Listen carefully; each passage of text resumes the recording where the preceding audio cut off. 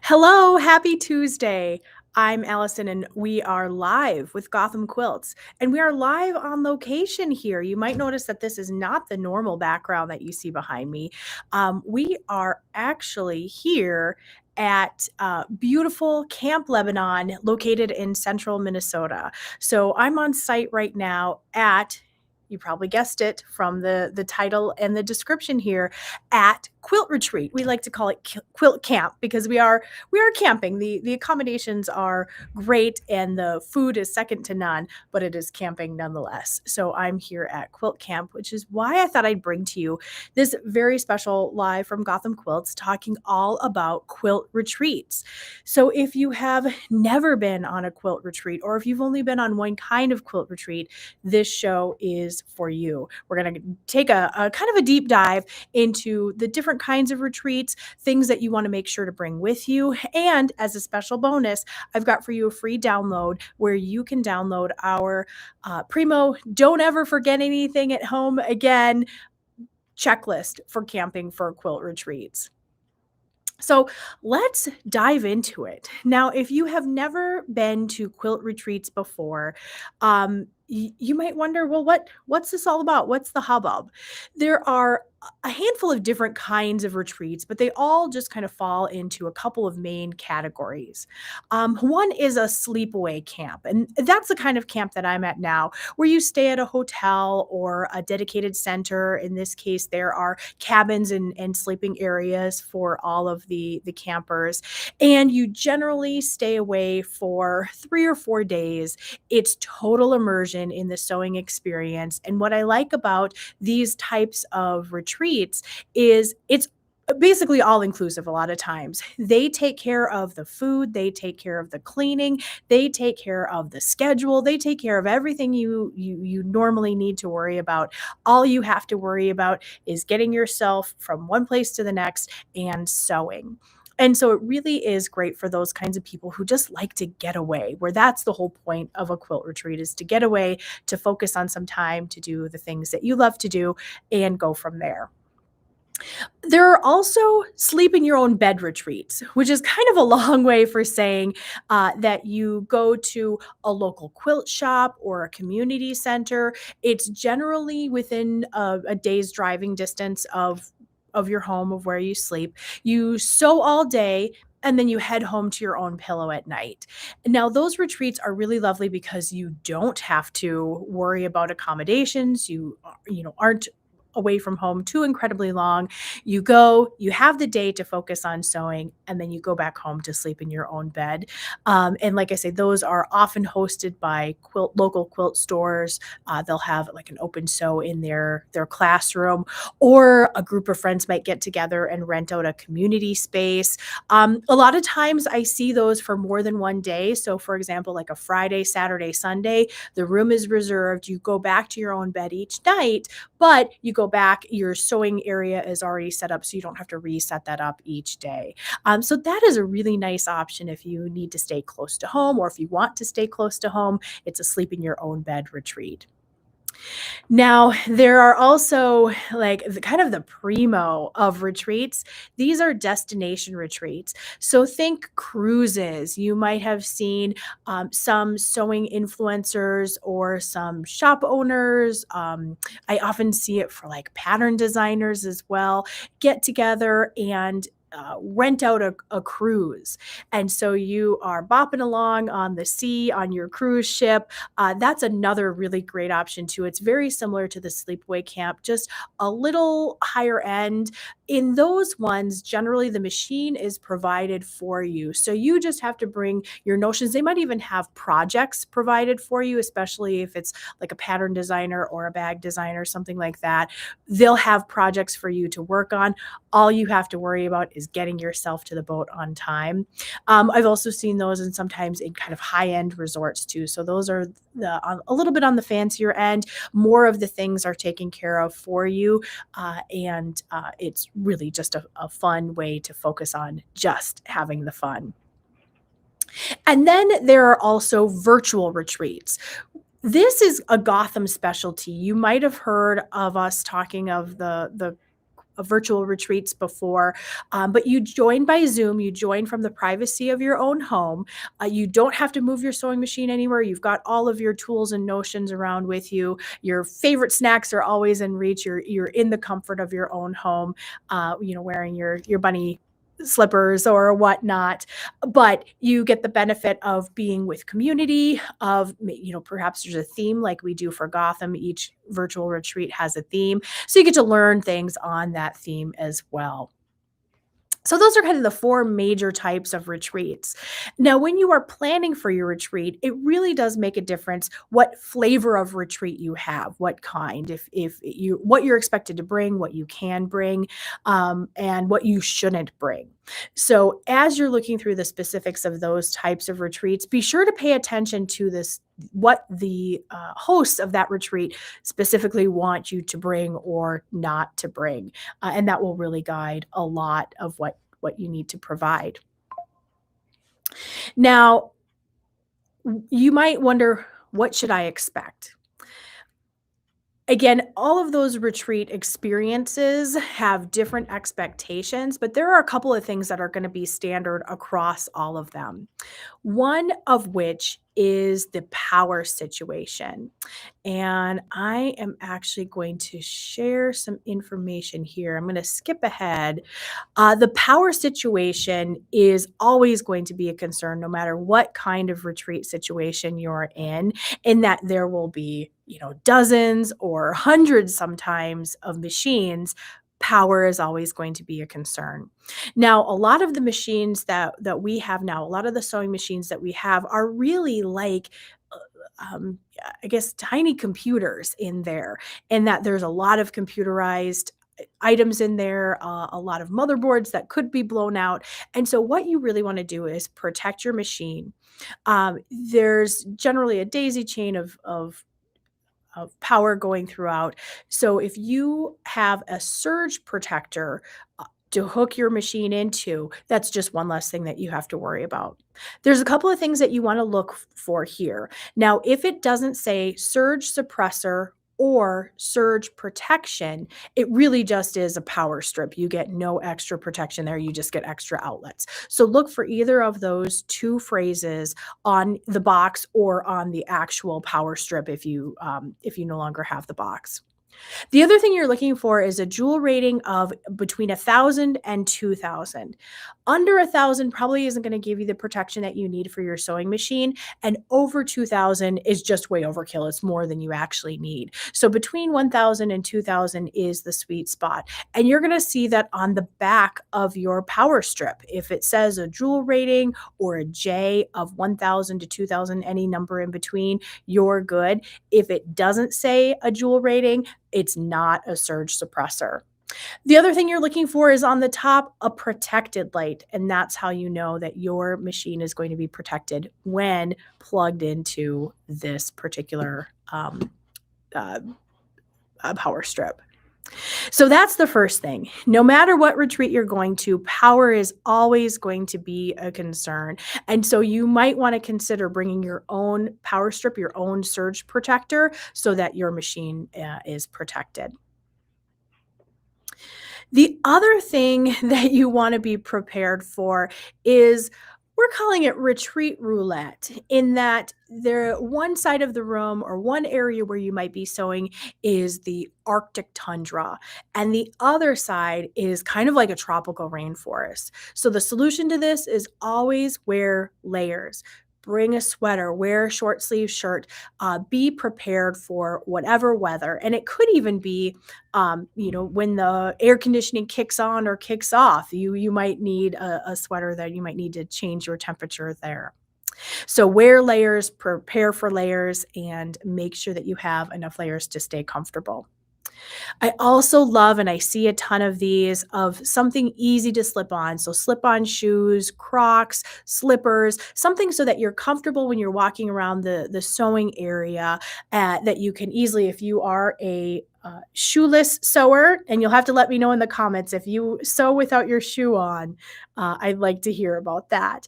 But then you can easily slip off your shoe or put it back on if you're going to any of the shared areas or the restroom. But I would also recommend to bring a pair of sneakers. Sewing for 12 to 14 hours a day is hard on your body. So you'll want to take frequent breaks. It's a great time to go outside, especially if you are staying in a sleepaway camp or a sleepaway retreat, or even if you're doing a daily retreat, a sleep in your own bed retreat. Going for walks, just getting a little bit of fresh air, seeing the area around you is a great way to break up the day. So make sure you have tennis shoes or outside shoes as well. Now I want to go back to one of the two of the slides. I wanted to show you where I'm at for my retreat. And this is why I'm telling you to bring some tennis shoes. Now, this is an actual photo of the retreat that I'm at. It is not this time of year. I have been to this retreat center during the summer sessions or the fall sessions where it really does look this beautiful and lovely. Right now, it's winter in Minnesota, and so the view is lovely. It's not quite this lovely. So this is the place that I'm staying. And here's another photo when the northern lights were really prominent in Minnesota as well. So you can see a lot of these camps, a lot of these retreats are located in really beautiful areas of the country. So make sure you have your tennis shoes. Make sure that you can take walks and take breaks and go outside and soak in some of that natural beauty. So it's not all about just sewing, right? So we talked about dressing for comfort. The last thing that you want to be very mindful of is the lighting. Some of the places where you're going to go for a retreat aren't dedicated retreat centers. And so lighting might have been a secondary choice, or they might have lit it for it's normally like a ballroom where they have weddings and they're turning it into a sewing retreat session now. Bring lighting. A dedicated LED task lamp is very helpful. You want to make sure that you keep your eyes, healthy and working well, because otherwise it's going to be a very long day and you might be squinting by 4 p.m. or before dinner time. So they make relatively small, compact task lamps that you can bring with you, very portable, very easy, and it'll save your eyes and it will save you some heartburn for sure. Now, if you've never been to a retreat before, you might not know some of the etiquette things. And so, one thing that you're going to find in just about any retreat is you are never going to go hungry. Quilters are known for being very generous and being very good bakers, oftentimes. And so, there are generally mountains of chocolate and chips and candy and delicious baked goods, muffins, and I'm just listing the things that have been on the table that I just happened to walk by a few minutes ago. But do yourself a favor and bring some maybe healthier options, some nuts and fruits or your favorite seltzer, and bring things that you and your stomach are used to. Being away at Quilt Retreat is not a great time to get an upset stomach. So bring some things that you are comfortable with eating and bring enough to share. Your new quilty friends will thank you when, thanks to your nuts and fruit, everyone is still up and has plenty of energy sewing at midnight. So always bring enough to share. There are enough great, delicious treats. Balance it out with some things that you are comfortable with and that you are used to eating. The other thing is we've got a lot of people in a small space. And so scents can be very troubling for some people. Whatever you bring, keep it scent free. Hand lotion, perfumes, any kind of pressing treatment, starches and sprays. So it's not just what you put on your body, it's also what you put on your fabric. Keep it scent free. There are some really great options, but I would also caution if you haven't used a pressing treatment or a starch before, even if it says scent free, it might not always behave that way, especially when you get the hot iron on it, for example. So make sure that it's something that you've used before and you really do know that it is scent free. It's just a nice way to keep everyone comfortable around you. And the last little bit of etiquette that I will tell you about is you will see people in very comfortable clothing, leggings, pajamas, slippers all day. Quilt retreat is a judgment-free zone. So just remember, always ask before you take or post a photo of someone else's work or their face or what they're wearing. They might be working on a special surprise gift. Actually, that happens a lot at quilt camp too, because they're away from the people who they might be giving the gift to, and so they feel comfortable having it all spread out and working on it here. So there's a lot of surprise gifts being worked on, but somebody just might not want a picture of them in their pajamas out there on the internet. So do be very mindful of that. You'll want to ask someone's permission before taking their picture and especially before posting their picture. Now, you might wonder, I am not used to sewing outside of my comfort zone, right? I've got my sewing room, I've got all of my bits and bobs where I want them and where I need them. How do I know what to bring? Well, I've got some help for you for that too. Up on the screen at the moment is going to be a link to our quilting retreat checklist. This is a free download for you. Go ahead and click on that QR code, or there'll be a link in the description to get to that as well. But use that checklist as your guide. I'm not going to go through all of the items here, so be sure to download that to get the entire list, but I am going to point out the most important things that you want to remember to bring. First and foremost is don't forget your oiled and cleaned sewing machine. And well, that's going to be probably pretty hard to forget. But more importantly, don't leave home without your pedal and the power cord. Those two things are not easy to replace, and it's such a pain to have to turn around when you're already on the road, go all the way back home and get those things. You don't want to end up at quilt retreat without your power cord or your foot pedal. So make sure that you've got those things, and then double check and then triple check. Now, for a lot of quilt retreats, or a fair number, I would say, they are either hosted by a quilt store, or there's like a little mini store inside of the retreat. And that's what we're doing here at Camp Lebanon. We are here to get those things that people forgot. We're also in a great position to be a quilt store that maybe they've never seen before. And so it's equal parts emergency. I left X at home. I need to pick it up another one.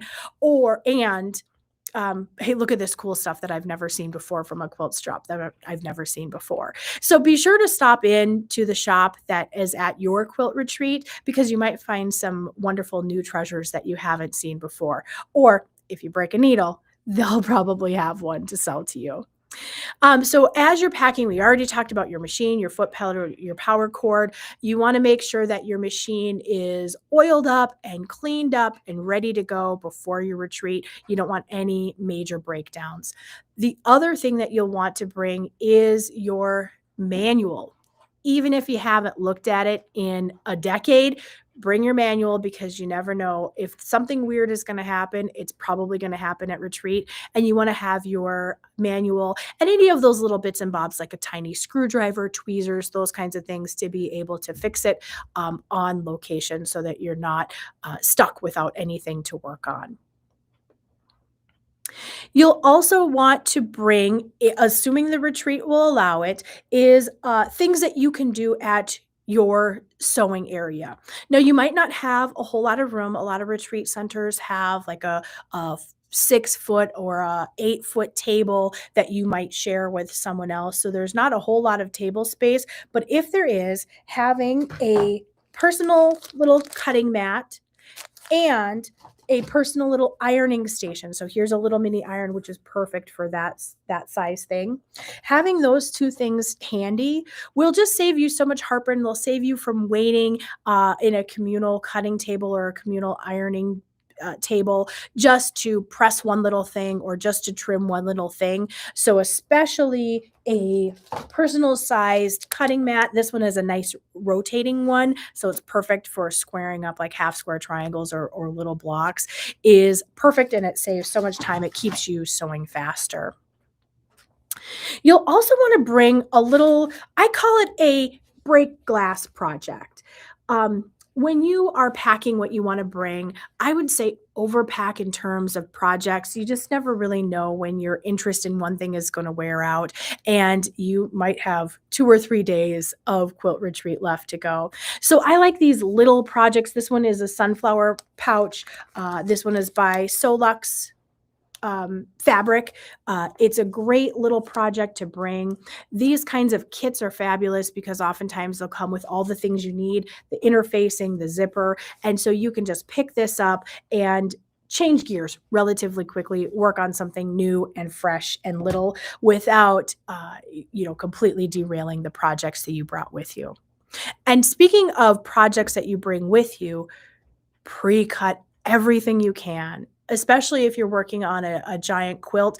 Cutting at quilt camp is no fun. It's really very antisocial and it's kind of boring.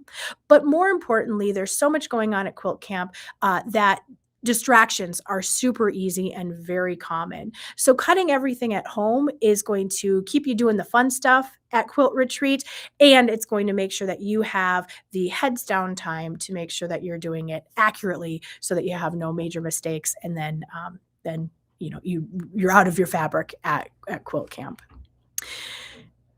And yeah, sewing is the fun part.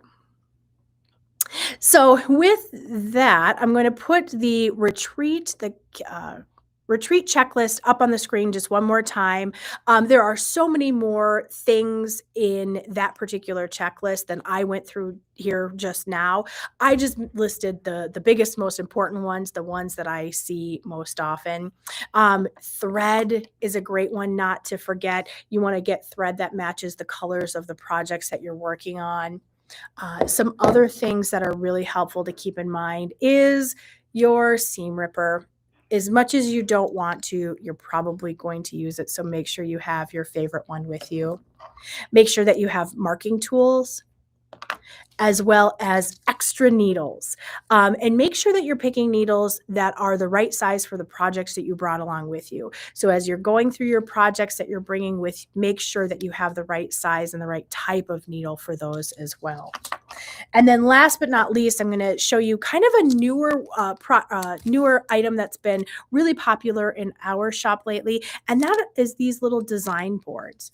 Now on this, it's a rigid board that's covered in felt. And what this does is when you have a little block that you're working on, it's got the same stick that you would have for a design board. You've got limited space. And so having this very portable thing is really very helpful to keep all of your pieces together when you're working on those blocks. It's really easy for little pieces to get lost at retreat, to get tucked under something. You're in a new space. Lots of other people are in a new space too. But be sure to check out that quilt retreat checklist for lots more information, lots more things that you don't want to forget at home when you're going to quilt retreat. Now, I had mentioned that Gotham is, we've got some virtual retreats going on too. We just finished up our last one, which was a huge success. It was a blast. It was all about collage quilting, if you remembered that. And if you were part of that retreat, let me know in the comments if you had a good time. But we got great reaction to that one. We had some very special speakers. We had Emily Taylor, who is the collage quilter and also the author of the book that we used for this. And we announced our next virtual retreat, which is all about log cabins. Now, log cabins are kind of their traditional quilting block, but we're going to make it fun. We're going to make it modern. We're going to explore all of the different ways that you can approach a log cabin. Are you a cutter and a piecer? You just cut the sizes and you sew them together. Are you a template or a ruler user? Because there are lots of great log cabin rulers out there. Are you a foundation paper piecer for your log cabins? We're going to explore all of these different options, but we are also going to explore how to use color and color theory to make these log cabin blocks shine and look really fun and modern. And then that will transition into some of these much more modern log cabin designs that you look at it and you're like, that doesn't even look like a log cabin. So we are going to take a deep dive into the log cabin block. This is a virtual retreat. So you join from your home. It's in Zoom. You get a retreat package that is going to include all the things you need to get started on log cabin. And until June 1st, you get an early bird discount. So our retreat, is you can see in there, is October 2nd through the 4th. It's a Friday, Saturday, and Sunday. And if you sign up before June 1st, you get a discount of 15% off. Just use that code EARLYBIRD, all one word, EARLYBIRD, to get that discount. But our last one on collage quilting was a huge success, and I'm really excited about this one, taking that deep dive into log cabin, a little more on the piecing side, on the traditional quilting side, but we just love how we're going to make it modern and fun. So check out the QR code there that will bring you to the virtual retreat page where you can get more information on the retreat. Let us know in the comments if you have any questions. But yeah, we're really excited about our next round for log cabin. So with that, we've got a couple of housekeeping items. Our April thread talk is Bianca Springer, and we could not be more excited. If you saw her quilt or your quilt at QuiltCon, saying, it ain't what they call you, it's what you answer to. It's a beautiful example of what she is going to talk to us about. She's going to talk to us about the future of quilting, which is laser cutting, and how that technology can make some beautiful, fantastic quilts and items to sew. So I can't wait to hear from Bianca Springer. She is going to be our April talk. It's going to be on April 1st, Wednesday, April 1st. No fooling. We're very excited about that. And that's going to be at 8 p.m. Eastern. We've got about a week left to go of National Sewing Month, and so there are some amazing deals on furniture, including Sew Steady tables. So whether you are looking for some items to outfit your entire sewing room, or whether you're looking to make an upgrade to just your sewing area with a Sew Steady table, shop that link, shop that QR code, because there are some amazing deals on both all the way through the end of March. March is National Sewing Month, and so those sewing companies go big on those deals. And then last but not least, we still have some spots available in our Stitch Lab. Our Stitch Lab challenge this month is on collage quilting, mosaic quilting, and so it's a great opportunity to dig into that particular technique a little more artistic, a little more painting with fabric than actual stitching or sewing in the traditional piecing way. But Stitch Lab is a monthly get-together where we go into a challenge topic and explore it fully. So join Stitch Lab, you sign up for a year, and you get little freebies each month. So that's kind of a fun thing that correspond with that particular month's topic. So with that, I hope that you now feel more comfortable and confident to sign up for or pack for your next quilt retreat. It really is a great way to get to know others, to learn some new things, to just be around community, to be around people. Your kind of people, our kind of people. So thanks so much for joining us. We will catch you next time, same bat time, same bat channel. That's going to be Tuesdays at 6:30 p.m. Eastern for Live with Gotham Quilts. And I hope to see you then, if not before. And I really hope before.